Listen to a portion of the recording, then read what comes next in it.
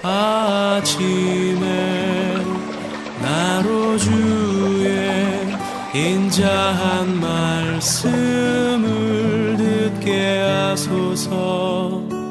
내가 성도 여러분 안녕하세요. 수요일입니다. 오늘도 하나님의 은혜가 여러분들의 삶의 자리 가운데 가득하기를 간절히 소망합니다. 제가 말씀 한 곳 봉독해 드립니다. 로마서 1장 32절 말씀입니다.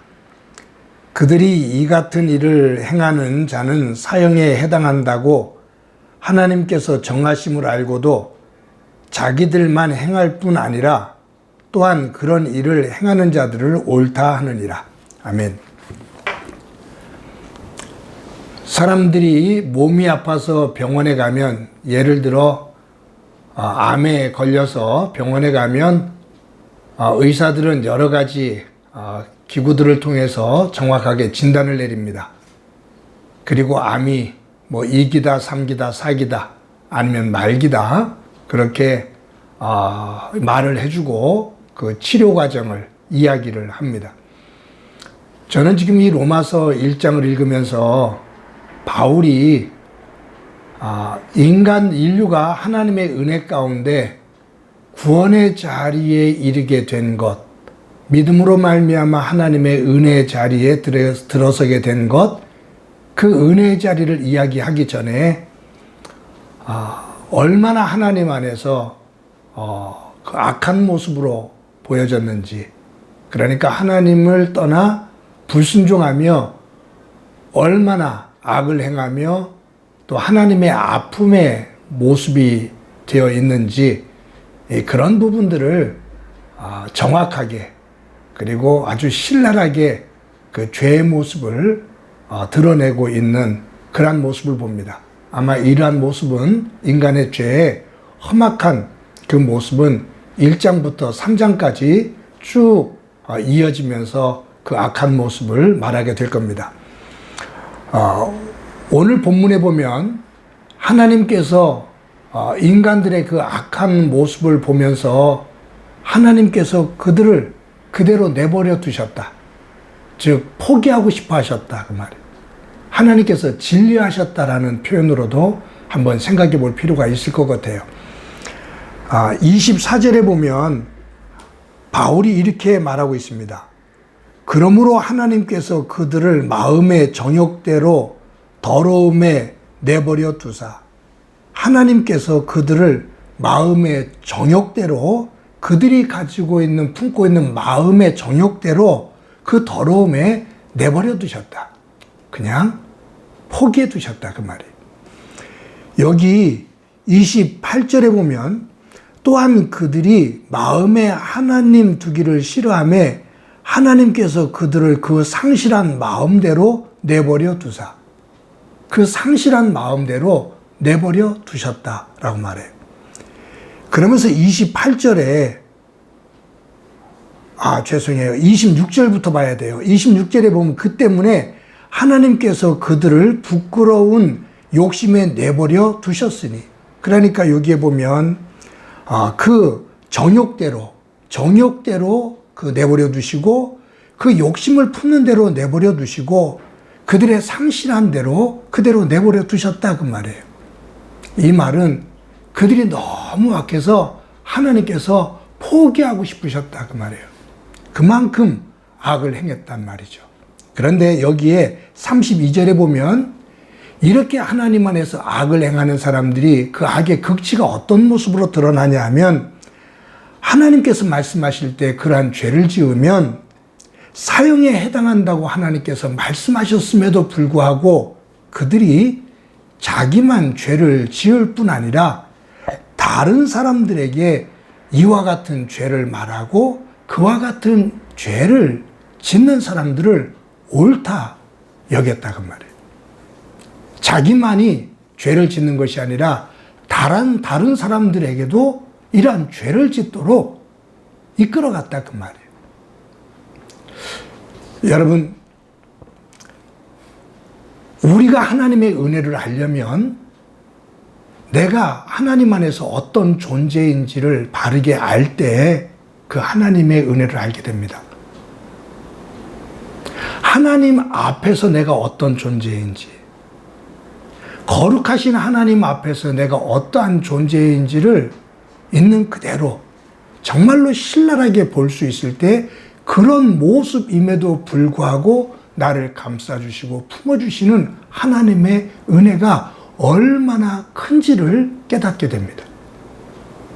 그래서 로마서에서 이 바울은 인간들이 지은 그 죄를 신랄하게 들춰낸 이후에 5장에서 뭐라고 말하냐면 죄가 더한 곳에 은혜가 더욱 넘치나니, 죄가 더한 곳에 은혜가 넘친다. 이 말은 하나님의 말씀에 비추어 내 죄를 죄로 제대로 깨달으면 얼마나 큰 죄인인지를 느끼면 느낄수록, 깨달으면 깨달을수록 그럼에도 불구하고 나를 품어주시는 하나님의 은혜가 더 넘친다. 죄가 큰 곳에 하나님의 은혜가 더 크다라는 의미예요. 여러분, 그 고대 철학자 소크라테스가 너 자신을 알라라는 그 말을 한 것으로 유명하잖아요. 너 자신을 알라. 소크라테스가 다른 사람들에게 그러죠. 똑똑하다고 말하는 사람들에게 내가 너보다 한 가지 더 아는 것이 있는데 그것은 내가 무지하다는 거다. 내가 모른다라는 사실을 내가 알고 있다라는 것이 너보다 내가 조금 더 지혜로운 거다. 라고 그렇게 표현을 해요.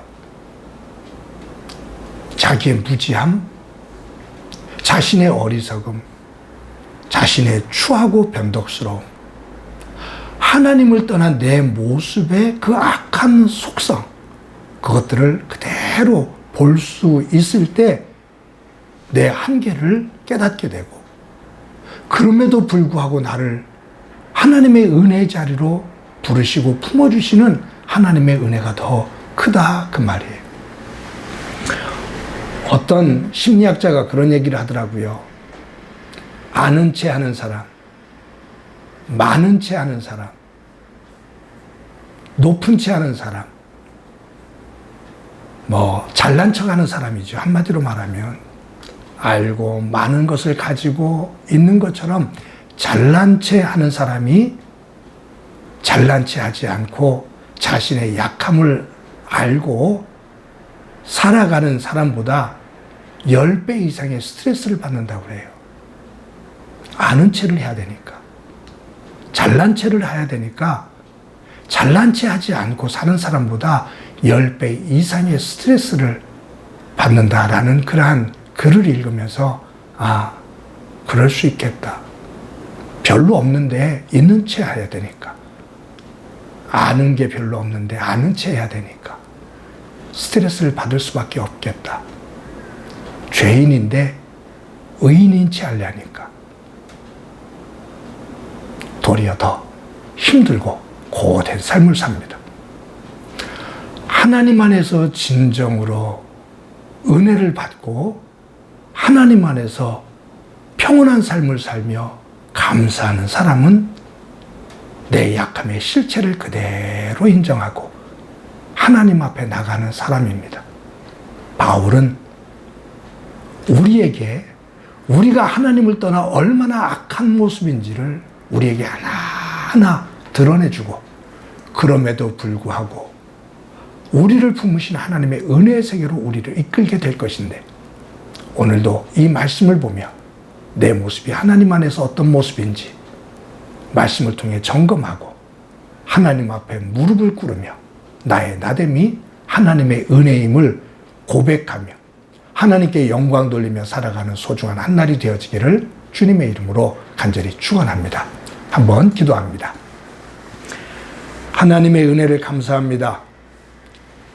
오늘도 하루를 살아가면서 내 약함, 하나님 안에서 부끄러움, 또 하나님 안에서 얼룩져 있고 냄새나는 모습, 그 모습을 숨기며 강한 것처럼 의로운 것처럼 꾸미고 외식하기보다 주 앞에 있는 그 모습 그대로 드러내며 그럼에도 불구하고 나를 품으시고 인도하시는 하나님의 은혜 안에 거하는 저희들이 되도록 은총 베풀어 주옵소서.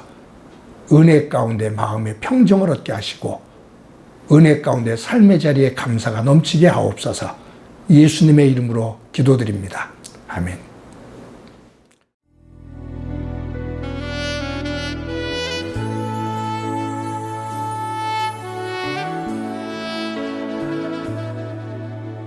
우리 죄 위해 죽으신 주 십자가 그 사랑 감사하네. 날마다 주의 형상대로 변화되리라.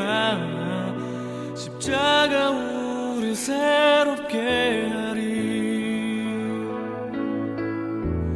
우리 죄 위해 죽으신 주 십자가 그 사랑 감사하네. 날마다 주의 형상대로 변화되리라. 십자가 우리 새롭게 하리. 놀라운 사랑 찬양하리라. 우리를 위해 생명 주셨네. 놀라운 사랑 찬양하리라. 십자가의 그 능력, 십자가의 그 능력.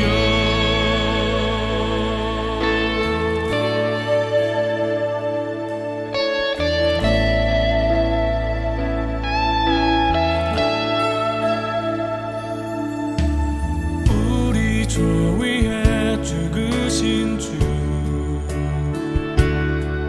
십자가 그 사랑